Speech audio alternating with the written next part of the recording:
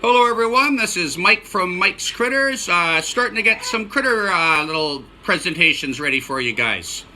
Hope everyone is doing well, and I hope everyone's going to enjoy my little gigs and all the other community members that are jumping on board for this little community project. First critter that we're going to talk about today is my African fat-tailed gecko.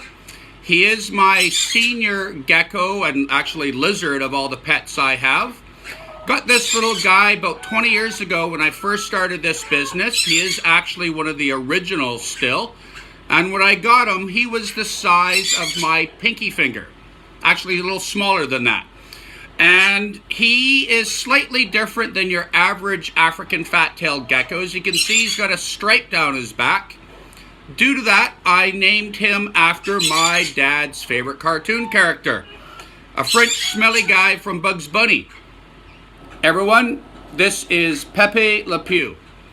And he actually does even have a girlfriend without the stripe. Her name is Penelope, just like the cartoon. But anyways, this type of little critter naturally is found in different areas of Africa, prefers drier, hotter, warmer habitats, and it's a very secretive little animal. He's always going to be hiding during the day, so he is a nocturnal animal, a little safer for him to come out at night. And other than that, he's not very fast, so he's got a neat adaptation. This little guy has the ability of dropping his tail. Doesn't hurt, doesn't break a bone, doesn't even bleed. But when his tail falls off, it starts to wiggle. It's like a nerve light switch is turned on. And I call this defense by distraction. He's hoping the predator will look at the wiggling tail, and then he tries his best to run away unnoticed. Predators are lazy. They want the easiest amount of food that they can get.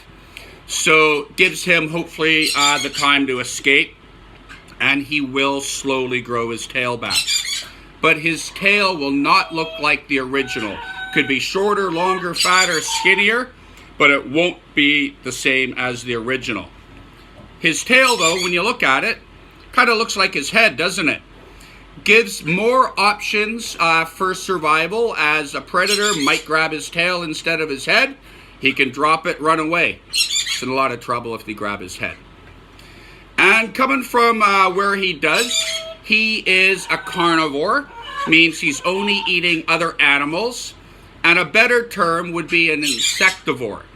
He has only had insects at my house and probably will never have anything else but that. He is a member of the reptile family. Reptiles are classified as having scaly skin, cold blood, and a backbone. Hope you guys like meeting him, and we're going to the next one. Just give me a second.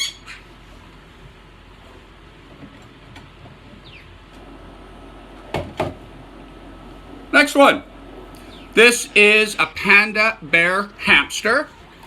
The majority of hamsters are native to the Middle East, in the deserts, basically there. There are some species that live in mountains in Europe and Asia, but not as much as in the Middle Eastern deserts.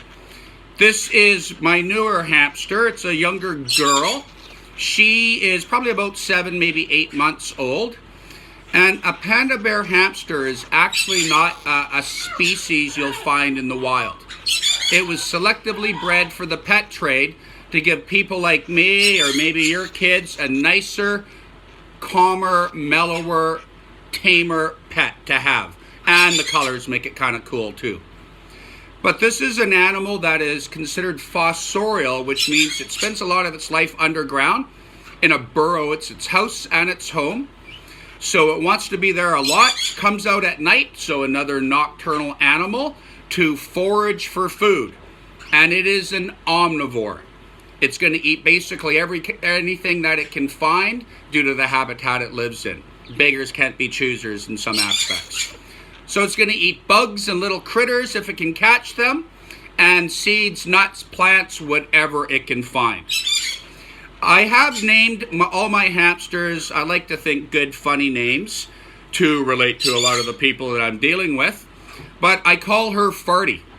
And the reason is I have found that hamsters love beans, and we all know what beans can make people, and obviously some critters do. So I have made a rule: I never give my hamsters a bean the night before they go to work with me, because I don't want to have to deal with that stink throughout the day. She is a member of the mammal family, and a mammal is classified as warm-blooded, having a backbone, hair or fur, whether it's a little or a lot, and all mammal mums nurse their babies. This little one's defense is really out of sight, out of mind, but they can actually handle some larger predators. I've seen videos of them actually taking on snakes and winning and eating the snake, some lizards and some other things.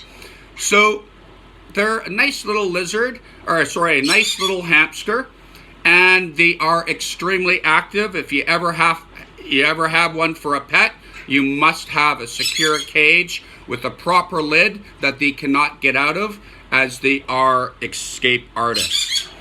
So hope you guys enjoyed our first little visit with the critters. Looking forward to putting some more videos out for you guys. Thanks a lot.